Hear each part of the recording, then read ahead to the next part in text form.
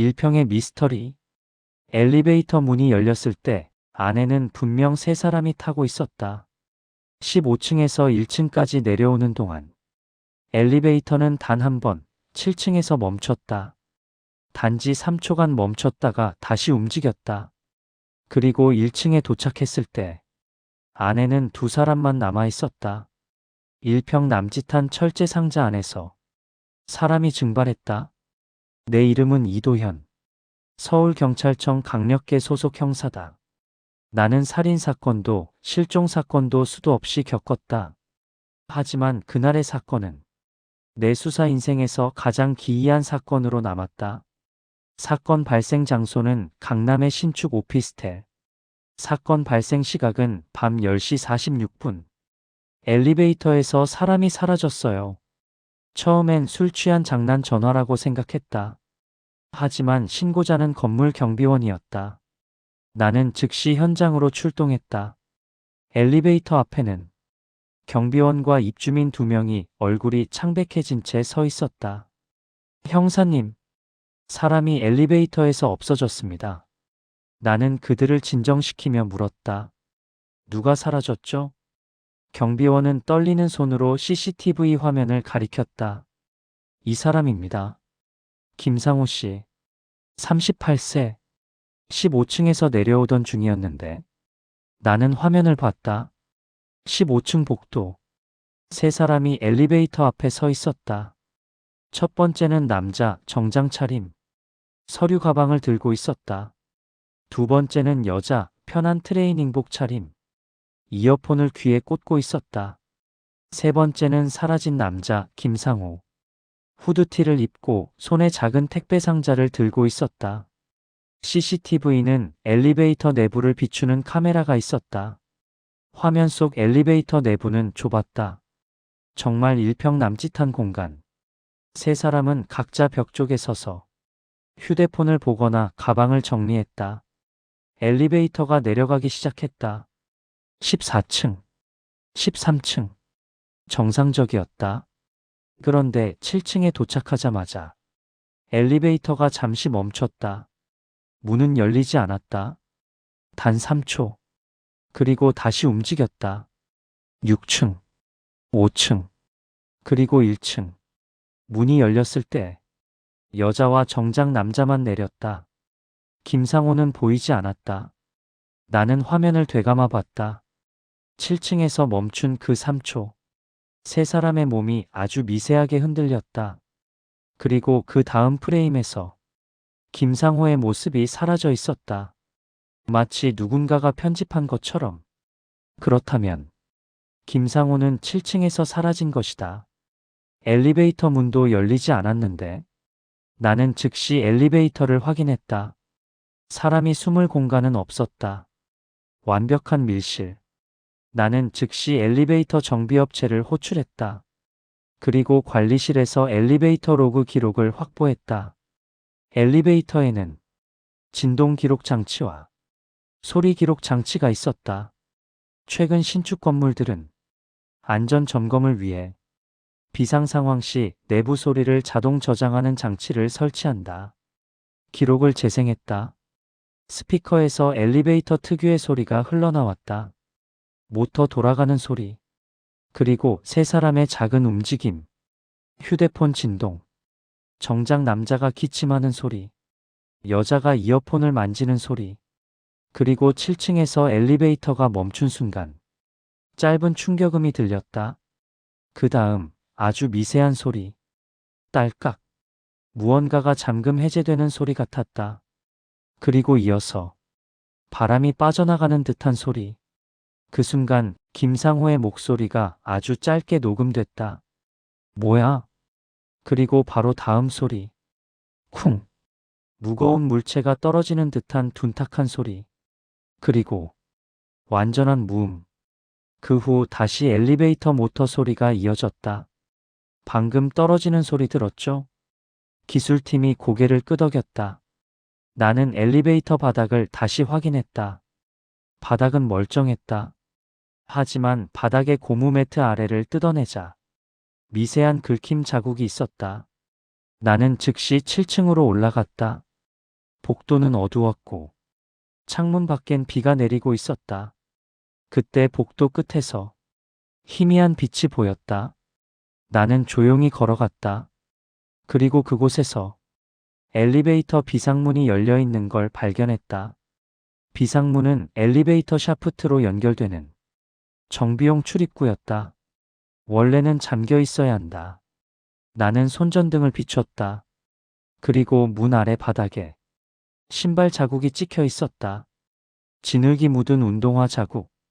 김상호가 후드티를 입고 있던 걸 떠올렸다. 그는 운동화를 신고 있었다. 즉, 7층에서 누군가가 비상문을 열었고 김상호를 밖으로 끌고 나갔다. 하지만 문제는 하나. 엘리베이터 안에서 비상문을 여는 건 불가능하다. 밖에서만 열 수 있다. 그렇다면 누군가 7층에서 엘리베이터를 멈추게 한 뒤 김상호를 끌고 나간 것이다. 그리고 CCTV에는 그 장면이 찍히지 않았다. 왜? 나는 CCTV 사각지대를 확인했다. 7층 복도 CCTV는 엘리베이터 문 앞만 비추고 있었다. 비상문 위치는 복도 끝 카메라 사각지대였다. 그곳으로 끌고 나가면 카메라에 잡히지 않는다. 하지만 여전히 의문이 남았다. 어떻게 김상호를 끌어냈지? 그때 기술팀이 말했다. 형사님, 엘리베이터 문은 열리지 않았지만 비상문은 열릴 수 있습니다. 비상문은 샤프트 쪽으로 열리는 문이죠. 만약 엘리베이터가 정확히 7층 높이에 멈춰 있었다면 샤프트 쪽으로 문을 열고 사람을 끌어낼 수 있습니다. 내 머릿속에서 퍼즐이 맞춰졌다. 범인은 7층에서 엘리베이터를 정확히 멈추게 만들었다. 그리고 비상문을 열어 김상호를 끌고 나갔다. 그런데 왜 김상호였을까? 나는 1층에서 내린 두 사람을 불러 조사했다. 첫 번째 정장 남자. 이름 최민석. 41세. 대기업 법무팀 팀장. 그는 침착하게 말했다. 엘리베이터 안에서 아무 일도 없었습니다. 그냥 내려왔는데 그 남자가 없더군요. 두 번째 트레이닝복 여자. 이름 이수정. 29세. 프리랜서 영상 편집자. 그녀는 불안한 표정으로 말했다. 저 이어폰 끼고 있어서 잘 몰라요. 둘 다 공통적으로 말한 건 7층에서 잠깐 멈췄다는 것뿐이었다. 나는 그들의 신발을 확인했다. 최민석은 구두. 깨끗했다. 이수정은 운동화.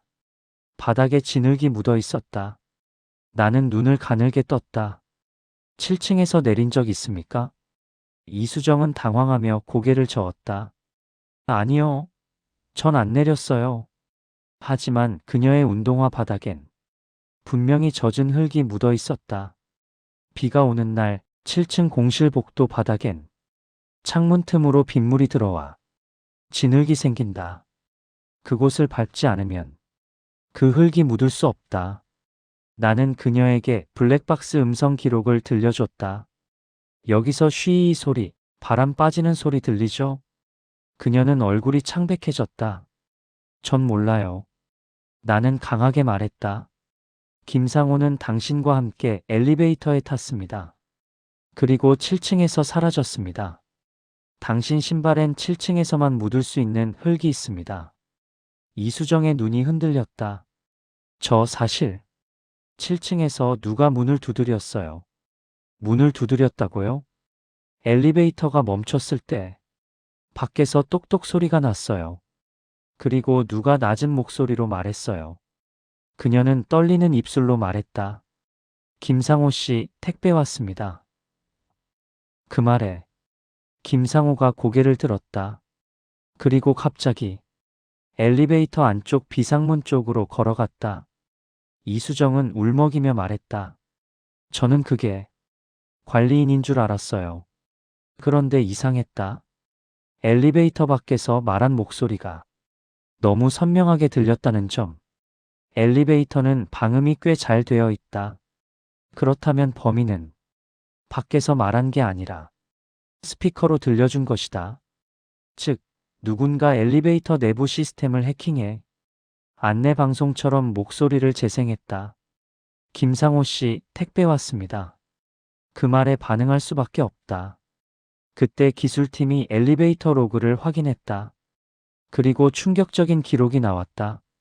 7층 정지 순간 엘리베이터 내부 방송 시스템이 외부 입력 신호를 받았다. 즉, 누군가가 7층에서 방송을 송출한 것이다. 범인은 엘리베이터 방송을 이용해 김상호를 비상문 쪽으로 유인했다. 그리고 비상문을 열어 그를 끌고 나갔다. 하지만 아직 남은 의문. 김상호는 왜 표적이 되었나? 나는 김상호의 신원을 조사했다. 그는 평범한 회사원이 아니었다. 부동산 투자 사기 사건의 내부 고발자였다. 그가 최근 경찰에 익명의 제보를 했다는 기록이 나왔다. 그 제보로 인해 한 대기업 계열사가 연루된 거대한 자금 세탁 사건이 수면 위로 올라오고 있었다.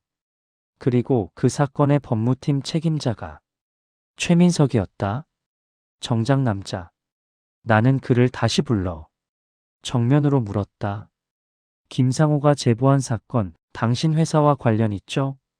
최민석은 눈 하나 깜빡하지 않고 말했다. 무슨 말씀이십니까? 그 순간 내 머릿속에서 모든 조각이 맞춰졌다. 최민석은 직접 손을 더럽히지 않았다. 그는 누군가를 고용해 김상호를 제거했다. 그리고 자신은 엘리베이터 안에서 완벽한 알리바이를 만들었다. 우리는 7층 샤프트 비상문을 중심으로 주변 CCTV를 다시 조사했다. 그리고 7층 계단 비상구 카메라에서 검은 모자를 쓴 남자가 김상호를 끌고 가는 장면이 포착됐다. 남자는 김상호를 끌고 지하 주차장으로 내려갔다. 그 뒤 김상호의 휴대폰 신호는 지하에서 끊겼다. 우리는 지하 주차장을 수색했다. 그리고 한 차량을 발견했다. 검은색 승합차. 트렁크 안에서 김상호의 택배 상자가 나왔다.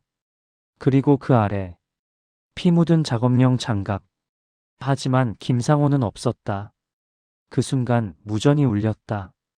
형사님, 승합차 운전자 신원 확인됐습니다. 운전자 이름 이수정. 공범이었다. 그녀는 영상 편집자였다.